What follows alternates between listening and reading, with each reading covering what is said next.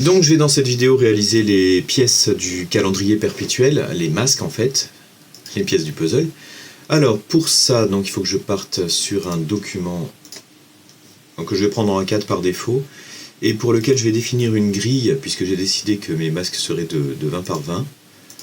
Hop, voilà, une grille donc dont l'origine partira à 10 mm de la gauche et 10 mm du haut, alors millimètres j'ai dit, il faut que je recommence, 10 et 10, ok. L'espacement entre les traits de la grille sera horizontalement de 20 mm et verticalement de 20 mm aussi, ce qui va me permettre de définir automatiquement tous mes petits carrés. Alors commençons par la première pièce. Alors comme base, je vais commencer par la plus simple, qui est le rectangle de 2 par 3. Comme base, je vais prendre des rectangles, et là vous voyez que dans mon logiciel, les angles les rayons des angles arrondis sont déjà définis. J'ai des rayons de 4 mm pour mes angles arrondis.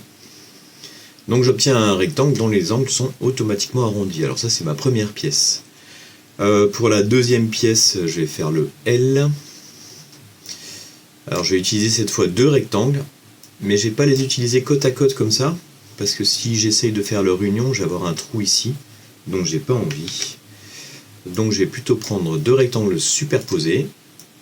Je sélectionne mes deux rectangles, et dans chemin, je fais l'union de ces deux rectangles. Et voilà, j'obtiens ma pièce en L, avec des angles arrondis extérieurs. Alors pas celui-là, je pourrais essayer de régler le problème, mais en fait ça c'est pas très grave. Les angles qui peuvent être inconfortables, ce sont bien les angles qui sont ici, les angles saillants, et pas les angles rentrants. Pièce suivante, le S à l'envers. Donc vous aurez compris le principe, je superpose mes deux rectangles, je sélectionne les deux rectangles, et j'en fais l'union. Voilà, j'ai dit que je faisais le S, et en fait j'ai fait le gamma, tant pis. Et puis je l'ai fait à l'envers en plus, voilà. Donc une petite symétrie d'axe vertical, et je le retrouve dans le même sens que sur mon dessin.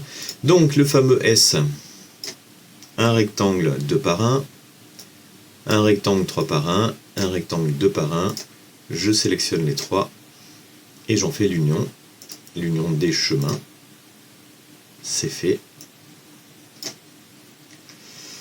Qu'est-ce qui me manque? Il me manque la barre, l'espèce de T. Que voilà, le T minuscule. Donc même chose, l'union des chemins va me permettre de regrouper ces deux rectangles en un seul. Après j'ai le C, qui est à l'envers. Cette fois il est constitué de trois rectangles. Voilà qui est fait. Il me manque le P. Le P qui est constitué d'un rectangle 2 par 2. Alors là, bon, là, je peux le faire comme je veux, je vais le faire trop court, ça ne changera rien. Alors c'est dommage, j'utilise pas une seule fois l'intersection, l'exclusion, pardon, ou la différence pour cette construction, mais bon. C'est quand même un bon exemple de la vitesse de production qu'on a.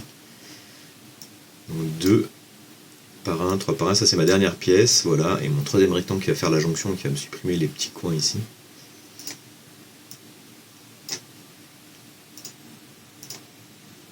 Voilà, 1, 2, 3, 4, 5, 6, 7, 8, j'ai les 8 masques. Alors la configuration est loin d'être optimale, je dois pouvoir faire beaucoup mieux en les déplaçant et en les rassemblant pour prendre un petit peu moins de matériaux. Je peux notamment maintenant me débarrasser de la grille. Hop, pardon, je vais la décocher ici, voilà. Ce qui va me permettre de déplacer, ah bah non, toujours pas, je vais désactiver le magnétisme, ce qui va me permettre de déplacer librement mes objets, et donc de les replacer de manière à perdre un petit peu moins de matériaux.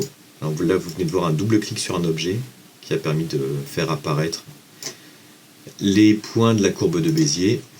Alors celui-là, je vais le faire tourner, voilà.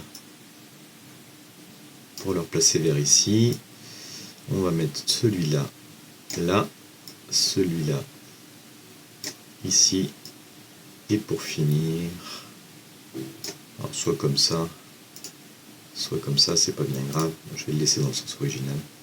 Non. Bon, franchement, ça fait pas une grosse différence. Voilà.